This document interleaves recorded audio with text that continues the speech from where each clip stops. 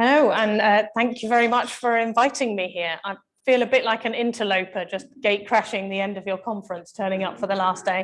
But I've been on holiday, so although I was jealously watching your visits to other places and thinking, oh, that would have been nice. I can't complain because I had loads of lovely sunshine on a holiday that I haven't been on for 2 years, so it's very exciting. So thank you, Chris. I am Rachel, I'm the curator of botany at Manchester Museum, and I am, first off, not a historian and not a pharmacist. So I apologise in advance that I'm a plant scientist.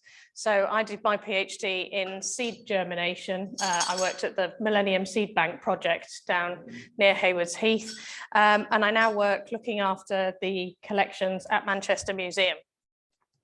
So I know you've been on 2 lovely tours, but under other circumstances, if this conference had happened a few years ago, I might have been doing one of those tours and giving you a visit around our collection. So normally I'm welcoming people into our lovely space, but you did go to the Rylands, and that is fabulous. So this is the herbarium. This is the attic store of the museum. We're part of the University of Manchester, and we house something like up to 900,000 botanical objects, which is quite a lot. So we get a number of sort of student projects, activities, but the main thing we're doing is a museum that's open to the public. And at the moment we are not, which is very strange for us all. So we're closed for renovations because we've had a giant extension put on the side. And so we are currently reworking all our galleries to open at the beginning of next year. And so the museum's currently shut, which is why I wasn't on your list of tours.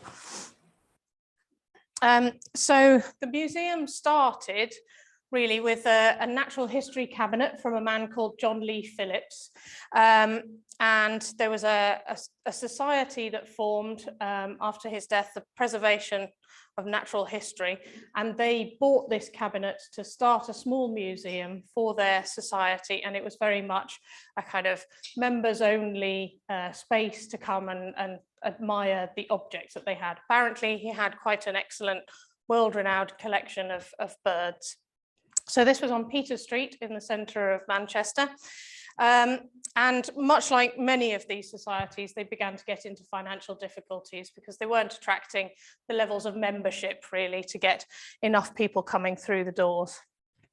So this is a book we found in our archives fairly recently, which details the contents loosely of that museum and each of their prices of the material that was in there, because they were struggling to keep the society going. They wanted to sell off all their assets and close down. In many cities, that became the kind of municipal city museum, you know, like Leeds or Sheffield City Museum. But Manchester had just built the art gallery, so the city corporation didn't have the finances to take on a natural history collection.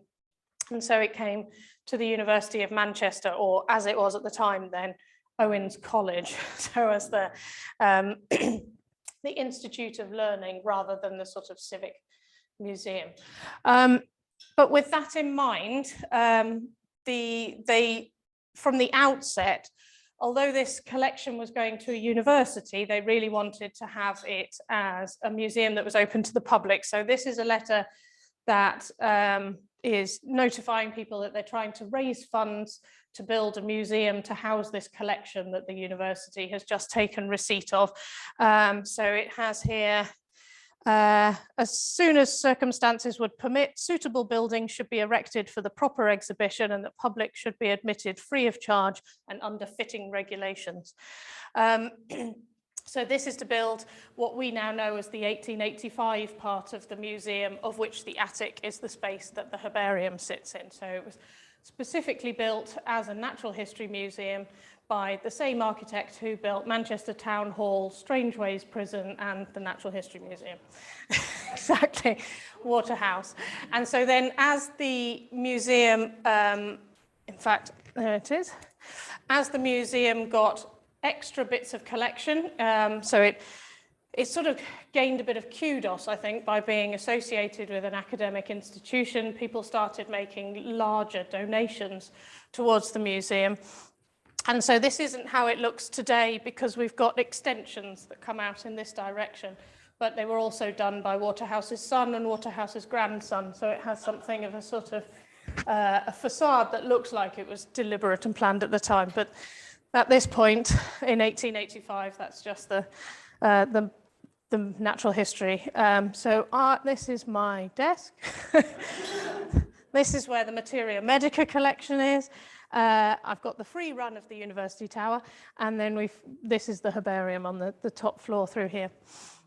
I also like this because it shows that architects' drawings are always the same, because you've got some ladies gossiping here and someone nonchalantly going past on their horse, and you can just imagine it'd be the same if you were building something out of shiny steel today. So that first museum then in Peter Street was really something of a kind of gathering of curiosities for titillating the visitors, really. It was for just amusement. And so this is one of our Nature's Library gallery, and so we've sort of given a nod to this history of the organization. So this is our Cabinet of Curiosities case, where we've laid out various things that would have been there to be spectacular, things that hadn't been seen before. And then this point where the collections arrive in Owens College. So that's the late 1860s. They've got them for about 20 to 30 years, sorting the collections out, rearranging them according to the latest thinking of science, and then opening this museum in the late 1880s to display it to the public with a geology gallery, a zoology gallery, botany, and so on.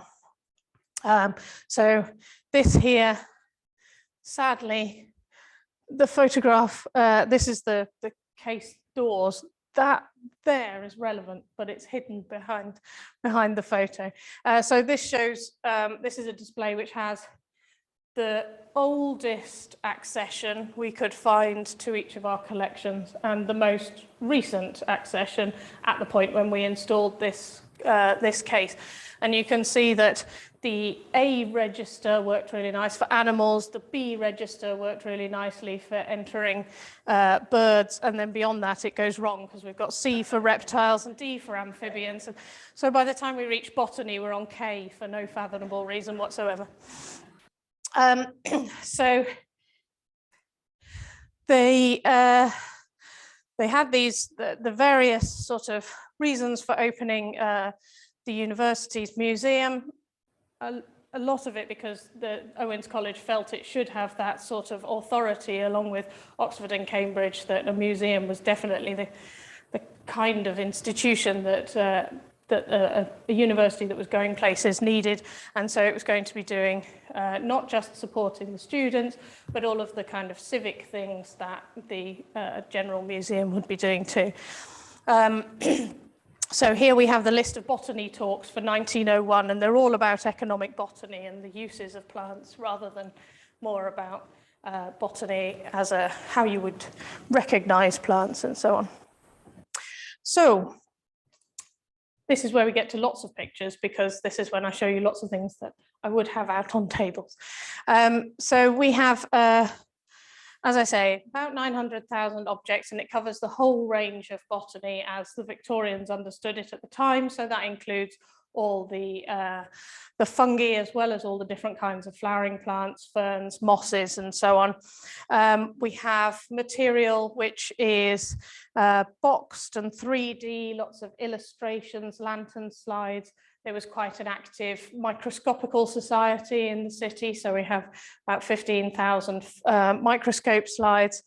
And then this interest that was developing in economic botany, so lots of fibers, timbers, fruits and seeds, the plants that were useful, particularly because Manchester is sort of connected to Salford Quays, the trade that's coming in, and those worldwide connections in raw materials that are coming in for use in the mills and the factories. So after the museum has been built and it's got its act together and it's sorted out the collections that came from the original society. That was very zoology focused, really. So it had a lot of, as I say, birds, shells, really no botany to speak of. So this is our first accession register, and you can see that K1, the first thing that comes into the museum, is a specimen of cinchona.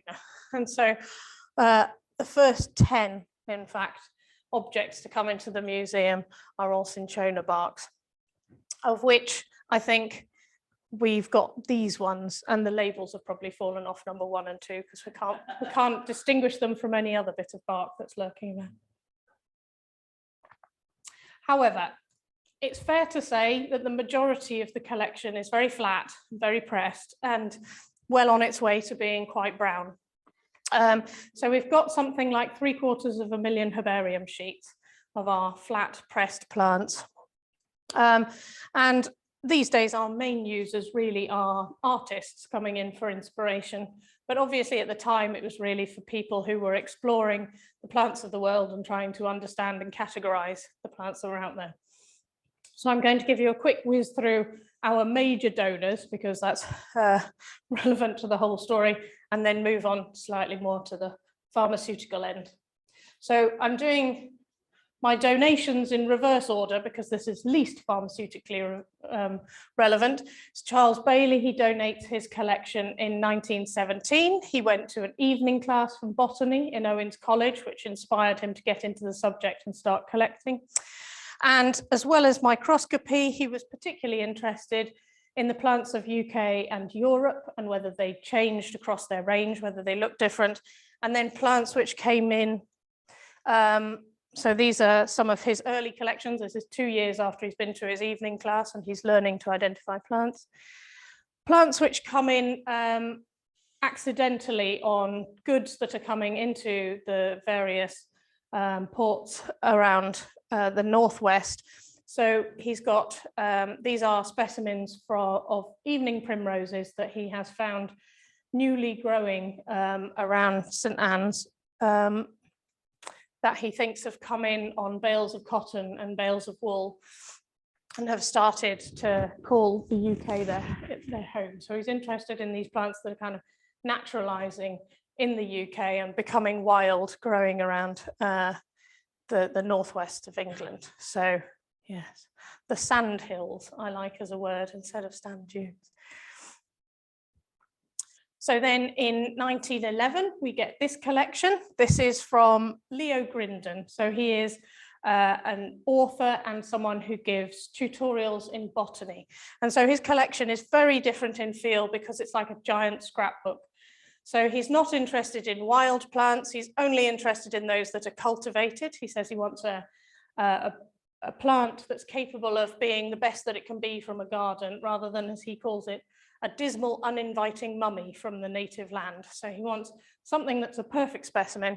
And then he also collects all the ephemeral information he can find about those plants. So it's essentially his kind of teaching reference material as a herbarium. So there's cuttings from newspapers, there's articles from gardening magazines, there's all sorts of different kinds of illustrations. And he's using this to support both his lectures and to write about about 14 books he publishes on various subjects. And so this has been kind of organized onto paper by the herbarium curators, because that's how they understand the world, is stuck onto paper. But he had it wrapped up in parcels with string, and it included material that he'd found from junk shops. So this page over here is a page of Theatrum Botanicum, so the Theatre of Plants by John Parkinson. So he has found these various old herbals in terrible states in junk shops and split them apart and filed them with his plant material. So we've got Historia Stirpum, Leonard Fuchs, we have Theatrum Botanicum, and a few other sort of incidental plates from woodcuts and things from notable books. So there's about 260 different sources of printed materials. Some of them are really old and some of them are very contemporary and the latest fashion in primroses for your garden or whatever. So it's crazily eclectic and very interesting. And because of that interest in cultivated plants, there's also that sense of plants that are useful. So you do get in there things which are crops or things which are medicinal plants and material which is being used by people. So our third big donor then, this arrived in the museum in 1904. James Cosmo Melville was,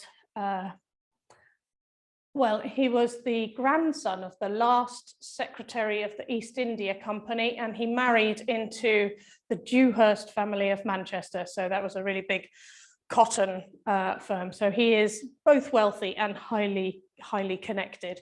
And so rather than collecting his own material, he is acquiring things which come up for sale at auction. He is buying things from natural history dealers who are circulating material. So this is a specimen of tea collected by Augustine Henry, the plant hunter in China. And then he also, as you can see by these kind of printed labels, these are sets of plants from the Americas that he is getting by subscription, basically, and sending through. So he has this extensive description of his herbarium and how he got all this material, where it came from. And then this is the first point where we get any significant mention of Materia Medica. So he describes leaving this small collection of economic plants and Materia Medica that was collected by the late Thomas Coward of Bowden. And so for the Manchester Museum, Thomas Coward is actually quite a significant name, but he's a significant name as an ornithologist. And having looked at him online and tried to read in a bit more about his life, he was also interested in astronomy. So I have genuinely no idea why he's interested in Materia Medica and has put together this collection of material. But he did, and it's there, and we have several drawers of it. And they all have this little label in the corner to say where it came from. It's a complete mystery. So I do, I think I will have to at some point find myself a happy student who would like to delve into some archives and find out more about what Mr. Thomas Coward of Manchester was doing in order to put together this material. So this then is the entire museum's collection of plants, basically arriving between 1904 and 1917, which I think sets the scene for the chaos that has happened ever since in terms of our understanding of where things came from, what happened to them and so on. Because I imagine the curators at the time being utterly overwhelmed by these hundreds and hundreds of boxes to unpack and sort and get into some kind of order on the shelf. So those are the major collectors, and they're, hundreds of thousands of objects, all within a couple of decades. So in the late 19th century, the collection was overseen by an assistant keeper who was kind of there on the ground doing work, and then a kind of academic lead who was sat in the science faculty. So for botany, it was this gentleman, F.E. Weiss, and we have this proceedings of the Museums Association conference pamphlet in which he's given a paper, and you can read about his opinions on what a herbarium is or is not, how it relates to a museum or doesn't, how boring it might be, and what kind of material he feels he should have in it. So he has some quite strong views on whether anything of economic value should be considered part of the herbarium, which is a no. And then also that the herbarium itself is not to be considered part of the general museum because it's not instructive to the uninitiated, which is probably still a little true. And the general public. So he thinks that it's something that should be used by the experts behind the scenes and not out there on display in the gallery. And so along with our backlog of massive work and terrible paperwork as a result of getting everything at the same time, there's also a bit of a tension between what the museum wants to be doing and what the academic overseers want to be doing, because this then is the assistant keeper at the same time, who's been to London in 1905 and been absolutely wowed by all of the institutions in London, and describing how much the usefulness of the economic museums at Kew would be to commercial men, and were more cases available for exhibiting the material that we've got in the herbarium. So I can see that there's this sort of desire on the museum's part to be showing more botany, and particularly to be showing that which is useful to people in the context of the City of Manchester. The academic overseers who want it specifically as a resource for students, just for understanding how to identify plants, and then what the donors give, which is a complete, you know, uncontrollable, who knows, things will come in.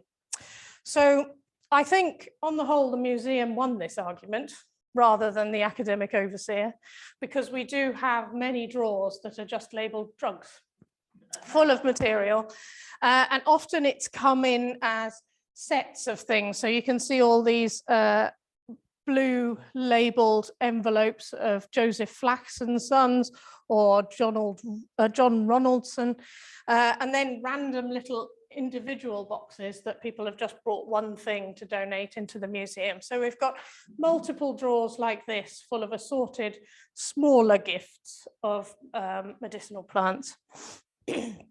And so one of the things that we've been looking at, I don't know if you've noticed recently, but the wonderful Biodiversity Heritage Library has started publishing a lot of digital resources from Kew. So one of the things that they have digitized and got online for you to browse is the specimen distribution books. So Kew, receiving all of its huge amount of material from all across the empire, is then acting as a sorting house and sending it out to other interested places and organizations. So I have a lovely current master's student who is comparing what she can find in this online text with some of our records to see what's coming into the museum and what's been distributed in our direction, which might include, of course, things that have gone to other places in Greater Manchester or other individuals who've subsequently donated it to the museum on a later date. So you can see here, F.E. Weiss, despite him not being interested in showing economic botany and wanting to have a herbarium that's strictly for the undergraduates, has asked numerous times for lots of objects from Kew to be sent to us at the museum. So clearly the museum was winning the argument. But what's also interesting is that there are lots of names in there that I don't know, but are professors, like this Professor Shawlemmer, I think, FRS of Owens College, Manchester, who's asked for 2 specimens of cat, which I don't want to know about these days, because then that brings all sorts of legal problems. But this does mean that there's other academics within the university asking for this specimens of medicinal plants in particular coming to Owens College, which brings us on, of course, to the Materia Medica collection, ex-pharmacy department, of which you went to see the other half, I think, on your trip on Friday. So we have detailed in our accession register, we apparently hold 833 items of Materia Medica that came from the pharmacy collection, which were likely to have been collected or put together between 1867 and 1915, which was retrospectively accessioned into the museum in 1992. That is the sum total of our knowledge about how we got this material. So at some point, as the pharmacy is probably moving between buildings, as it is no longer the focus of what the undergraduates are being actively shown and given to use and research as they're taught, part of the collection is given to the museum, which I have always judged to be kind of late 70s, early 80s, but Gemma tells me that she might have an actual date by next week, which would be really exciting to know exactly when this arrived in the museum. I don't really have much sense either of what they decided to keep, and what they decided to give to us, and what the logic was in sharing that out between the organizations either. But anyway, it's very charismatic, it's very lovely. And if we were in the room, it smells amazing because it's all full of eucalyptus oils and wonderful aromas that come out as you open the cupboards. And definitely the jars are the most charismatic part of it. So we've used them for a number of activities and things. Gemma's lovely labels, which have in-keeping arrangement of them.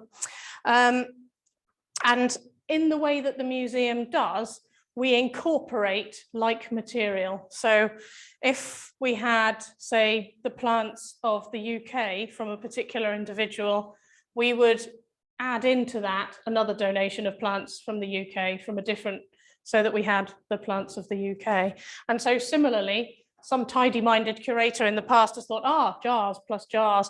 And so you get ones which are probably not from the pharmacy department, but probably came in through a different route, but have been amalgamated into our collection of jars. So these three at the bottom, for instance, from Tate and Lyle, are very unlikely to have come from the pharmacy department, but still have added up in the general scheme of everything. So for many decades, while this was in the museum, it was arranged according to Southall's Materia Medica, and so grouped into the drugs of vegetable origin and to a lesser degree the animal origin, and according to what kind of part of the plant it was, so the roots and rhizomes and leaves and so on.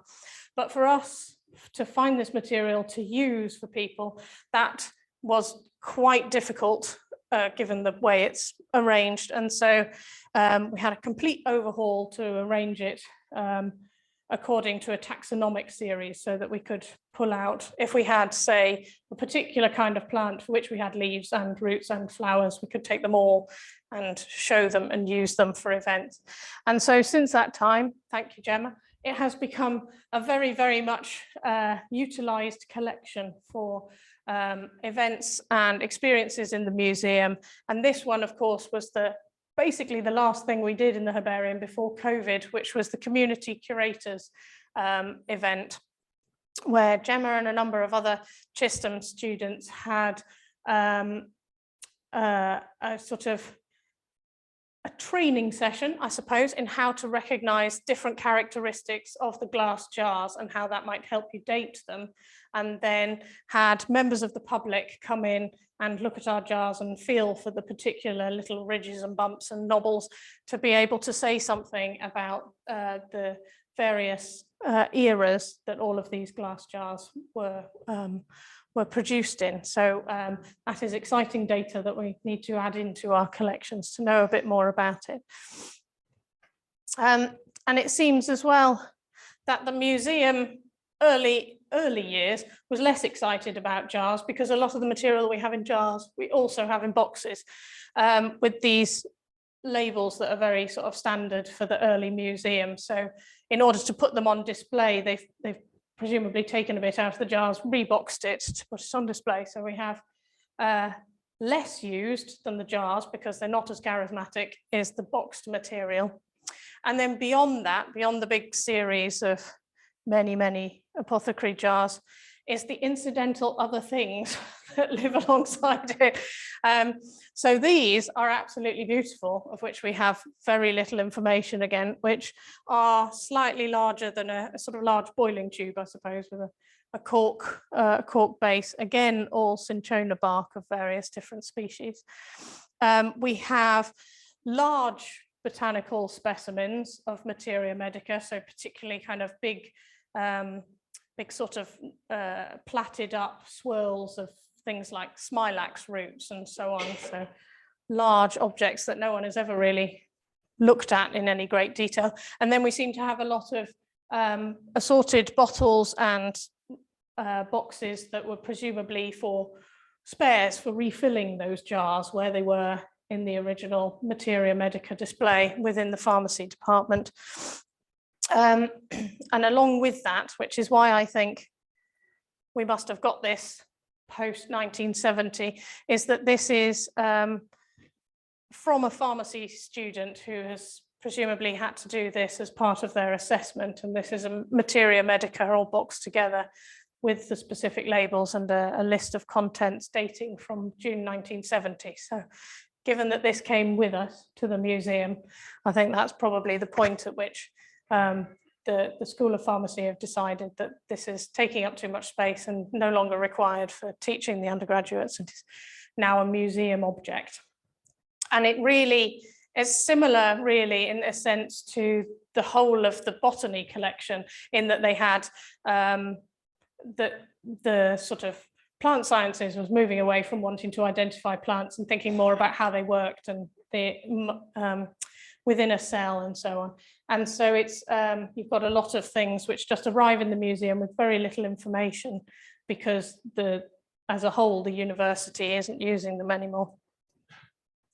So this one is to tell you something of a success story then. So I feel like, who was it, that US defense person who had known knowns and known unknowns and all the rest of it. So that's kind of how I feel about a lot of this pharmaceutical material in the museum, is that we have all these known unknowns of things where they feel there should be more information. And this was one of them. So my colleague Lindsay had taken, they were having a training session for new volunteers for handling tables, and she thought, do you know what, I'm going to take one of those boxes of roots just to show people that you can have a really good conversation even if you know nothing about this object. So she took this one here, and it says Bangba root for kidney trouble, Sierra Leone, Coleridgeard. And it gives an accession number, and within our accession register we've got 8 objects. Which is wrong for a start, because there's 2 drawers of them. So there's at least sort of 31 of these. They're all named with the local name for a particular medicine, and then what the ailment is that you're going to treat with it. Complete with a really useful directions for use, which is these roots are placed in a jar covered with water for 3 days, and the dose is a wine glass full on rising in the morning. If a stubborn case, another glass full at 2 p.m. So she took this along and was talking to the prospective volunteers about how you might have a conversation with the public about these objects, and imagine what they might have been used for, and where, what language this might be in, and so on. And one of the other curators was there from the ethnography collection. It was like, oh, I know that name. So it turns out that this Arnold Ridyard is actually quite famous / infamous in the Northwest in the ethnographic collections. And so he was a chief engineer on a ship. I'm going to get my book now so that I get the dates right. So between 1895 and 1916, he spent 21 years at sea on 77 voyages between Liverpool and the west coast of Africa. And so he collected hundreds and hundreds and hundreds of ethnographic objects that he brought back principally to Liverpool Museum, but also distributed to others like us and Bolton. And he was known to have given 100 objects to Manchester Museum, thereabouts, of which they only knew of about 75. And that's because the rest of them were hidden in botany and nobody knew that they were part of his original donation. So at the time, the curators had decided this was botany and went to the botany collection, and masks and shoes and whatever else was ethnographic and went into the other part. And at that point, all the information relating to our material was lost, because this was just put into the botany accession register with no further information. So if we can do this on a scale even within the museum, then what happens between the various sort of subdivisions of the university, between the pharmacy and the library and so on? It's no wonder that we have to pick up so many threads to try and pull all these things back together. Anyway, so he said that this is what kept him well on his journeys. This is why he was so successful on his life at sea, because he didn't rely on the things that his contemporaries were getting from pharmacists in Liverpool, because what did they know about a disease you were going to catch in Sierra Leone? So he didn't just collect these as ethnographic material, unlike all the others. This was what he was actually treating himself with as he went on his voyages. So we can now kind of connect this into the whole larger story of this man and his his years at sea, his trade, all the material that came into the Northwest, and why he was able to do that and to be so healthy. I particularly like, there's one for animal passions, and I don't know if that's for or against, but I'm not going to try it. So that brings me to the end. So I have to thank, firstly, one of our very long time volunteers, Paddy Moss, who was responsible for a lot of the keeping the Materia Medica and reading a lot of our fading labels. Again, another volunteer and intern, Gina Alnut, who did a lot of work in getting material ready for display on the in our Nature's Library Gallery. The wonderful collective of Chisholm students, Gemma, Linnea and Michaela, who came in and did all the wonderful community curators activities. Our current master's student, Abby, who's working her way through the Kew exit books, and then my colleague, Lindsay, who looks after the collections on a day-to-day basis. So they are all the people really who know all the things about things that I then come and talk about at events like this. Thank you.